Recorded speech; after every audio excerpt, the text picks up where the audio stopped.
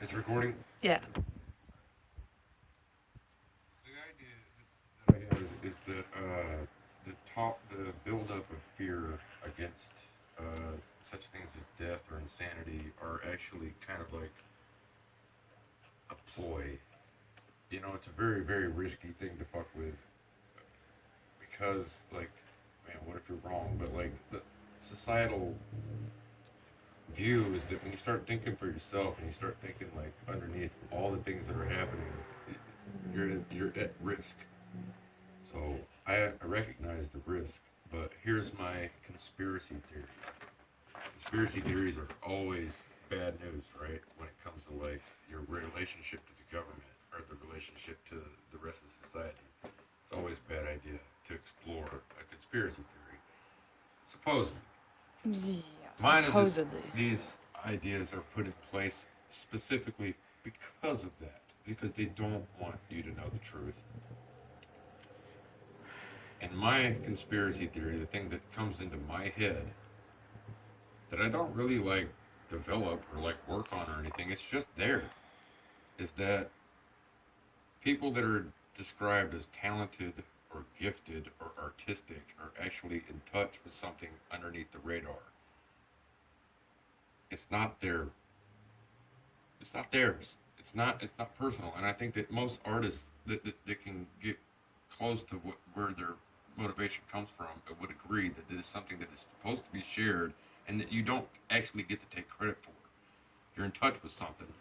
And there's been a lot of names for it, like a muse or a fucking, like talent, all these different descriptions. But actually, it could be potentially communication with another form of life. This is the universe. This is one planet on the universe. Ours is governed mostly by fear and control. So when you break away from it, of course, the fear ramps up because that's what the fucking borders are set up for, is to make you feel afraid to cross them so that you can remain in control. So that authority can exist. But if you break free of it, and as you start to, you find yourself getting yourself, and, you start getting into trouble. I've always been in trouble, and I've always been artistic. These are the descriptions that describe, in my opinion, a potentiality to be in touch with something that I'm supposed to be. You dream of shit that you can't control of. You create shit that you can't control. The inspiration to do it comes from places you don't understand. And that's scary as fuck for any kind of like regime or sense of order in this world. So those are the illusions. And the conspiracy theorist is kind of just like working on what he's given. It's just kind of like, this is what I have. I mean, I didn't create this. I didn't make this up. It's just in there. The idea is that movies, popular movies, why else would actors and actresses be paid millions of dollars? Why are they such a commodity? Why are they so valuable to us? It's because they help hide the truth. They're paid to be put in roles where they are exercising the idea that creativity and artistic influence is fictional, that it's fantasy. Don't believe the movies, but I've had a fucking paralyzing fear since I was young that I can't tell the difference, and that's explained to you or diagnosed as a form of insanity if you can't tell the difference between reality and fiction or fantasy. That's how it's explained to you all your life. So that creates a fear. I'm scared to understand that when I'm watching a movie, maybe that's communication. Maybe that's like a fucking example of a communication with something that we're not so far scientifically able to contact or be contacted by. But it's already happening. It's been happening for a long time. And then you have these fuckers that come up with ideas about how aliens or whatever live among us. Where do you think that idea came from? Because we've fucking known for a long time that some of the shit that we have access to is not source bound by our humanity. It's something else. These aren't our thoughts. Philip K. Dick, for example, one of my favorite science fiction writers who predicted pretty much every fucking thing that's ever happened technologically, also diagnosed his own son with a disease without any medical experience and had dreams in medical terms that he did not know. This happened to him. Nikola Tesla, like these are people that were contacted by things that they couldn't understand, and they did their best to manifest, something the best you could do, like with that information that you knew was external. So he fell in love with a fucking pigeon, because he didn't have any other. This was like too far back in time, like. But now we're on the cusp of understanding that. What is there, a fucking satellite right now, I think, that has left our solar system, right? And if you were going to think about it mathematically, which humans like to do, we like to fucking study math and come up with, like, coincidences and patterns. Formulas. Formulas in the fucking wealth of information that we're provided. We like to come up with patterns and shit like that. So why hasn't anyone seen that pattern where it's like, out of our solar system, out of 9 or 10 planets, whichever one you want to call it, the ones that are revolving around the sun, only one can maintain life. But we haven't visited a single other solar system. So why wouldn't that be feasible that out of each solar system or, section of planets, one has life? That's just kind of the pattern, mathematically. We don't even have that information yet, of whether or not that could be a potentiality. So why fucking study patterns when, like, people that get involved, like, intellectually or, like, with education, they all get a little bit fixated by the pi formula, the 3.14, that's supposedly the description numerically of a perfect circle. Why would you not investigate further that, like, it's limitless? That's the whole point. Meaning that it's not just feasible that there's life on planets, it's borderline fact. What the fuck do you think you're studying? You know already. And I think that there's that's a little bit over the top as far as conspiracy theory. As far as whether or not there are human beings that know life exists on other planets, or there's communication with other species or other life forms. I don't think that I understand that or sense that directly, but why wouldn't that be investigated? Why would people put so much stock into multi-billion-dollar fucking movies that we put out every goddamn day and celebrate this shit constantly, and at the same time classify it as fantasy, fiction, creativity, etc.? Somebody suspects, besides myself, that it ain't just that. There's communication involved, or it's an instinctual fucking idea that, like, this is very valuable. This is what connects us, not to our planet, but to others. Then why? So many movies come out talking that same shit. How to fucking disrupt the momentum we have built up toward our own destruction. Why would so many movies come out to deter that idea? Unless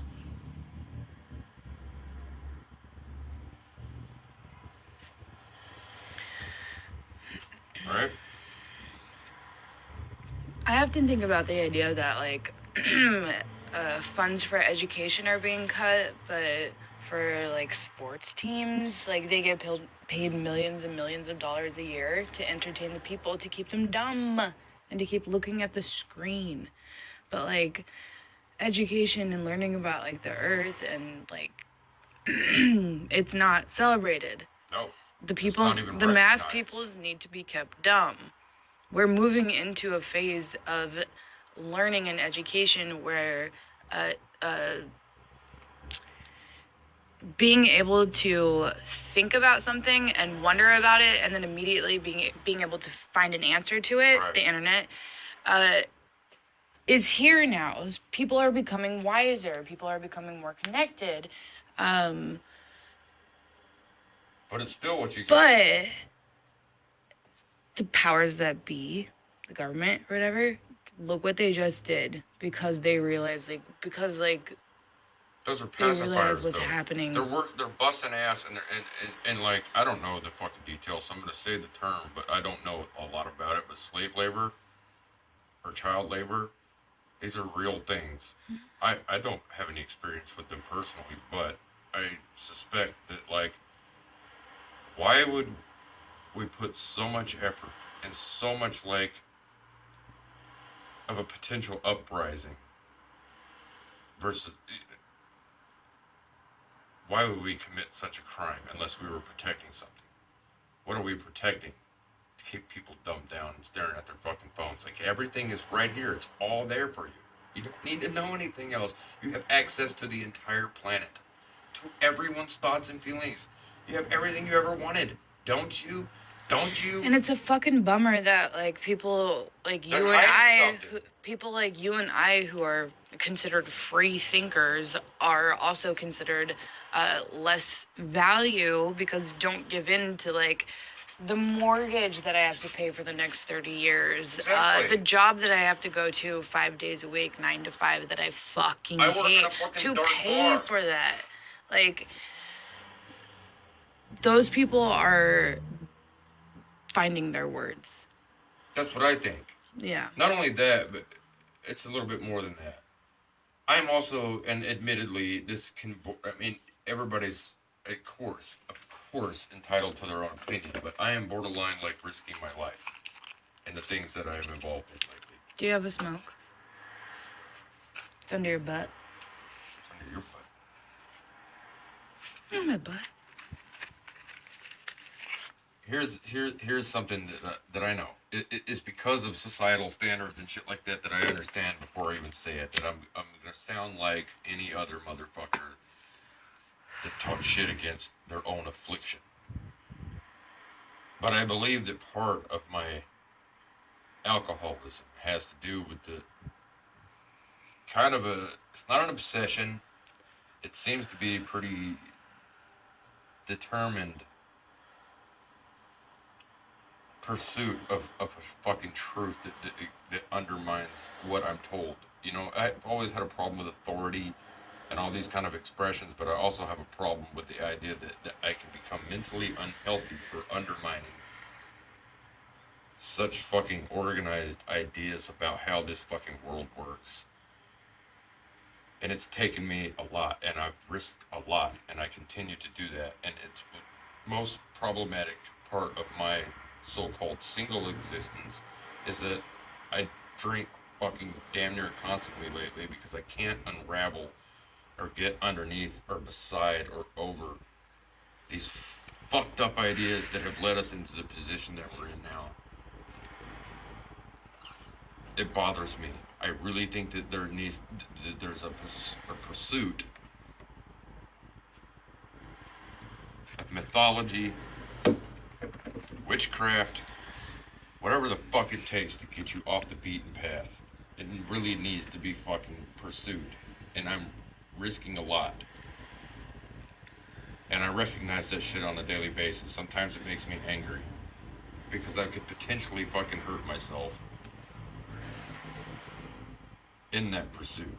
But it's important to me, and the best way that you can describe it is that I'm, like, forcibly losing my fucking mind, because I want to be able to think outside of every goddamn box that we've created.